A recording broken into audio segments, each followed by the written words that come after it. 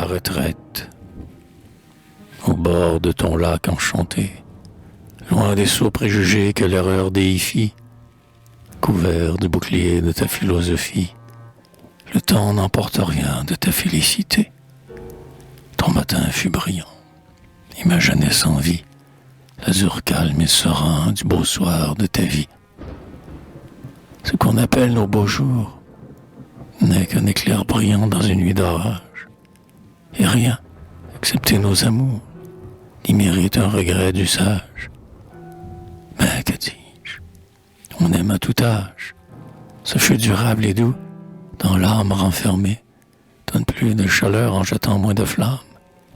C'est le souffle divin dont tout l'homme est formé, il ne s'éteint qu'avec son âme. Étendre son esprit, resserrer ses désirs, c'est là le grand secret ignoré du vulgaire. Tu le connais, ami, cet heureux coin de terre renferme tes amours, tes goûts et tes plaisirs. Tes vœux ne passent point ton champêtre domaine, mais ton esprit plus vaste étend son horizon. Et, du monde embrassant la scène, le flambeau de l'étude éclaire ta raison. Tu vois qu'au bord du Tibre, et du Nil et du Gange, en tout lieu, en tout temps, sous des masques d'hiver, l'homme partout est l'homme. Et quand cet univers, dans un ordre éternel, tout passe et rien ne change, tu vois les nations s'éclipser tour à tour, comme les astres dans l'espace.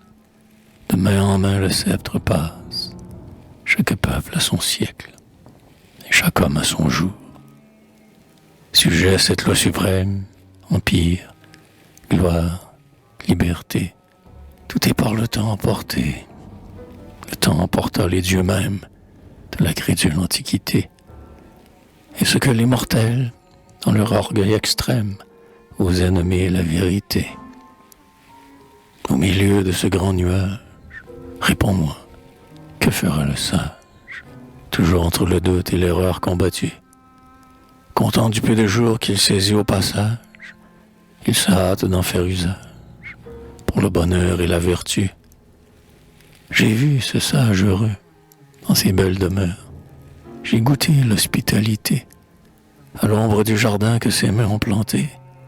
Au doux son de sa lyre, il endormait les heures, en chantant sa félicité. Soyez touchés, grand Dieu, de sa reconnaissance. Il ne vous lasse point d'un inutile vœu. Gardez-lui seulement sa rustique opulence. Donnez tout à celui qui vous demande peu. Des doux objets de sa tendresse, qu'à son riant foyer toujours environné, sa femme et ses enfants couronnent sa vieillesse, comme de ses fruits mûrs un arbre est couronné. Que sous l'or des épis ses collines jaunissent, qu'au pied de son rocher son lac soit toujours pur, que de ses beaux jasmins les ombres épaississent, que son soleil soit doux, que son ciel soit d'azur, et que pour l'étranger toujours ses vins mûrissent.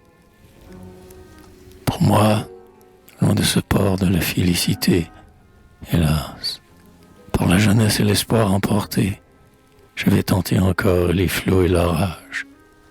Mais, ballotté par l'onde et fatigué du vent, au pied de ton rocher sauvage, ami, je reviendrai souvent, rattaché, vers le soir, ma barque à ton rivage.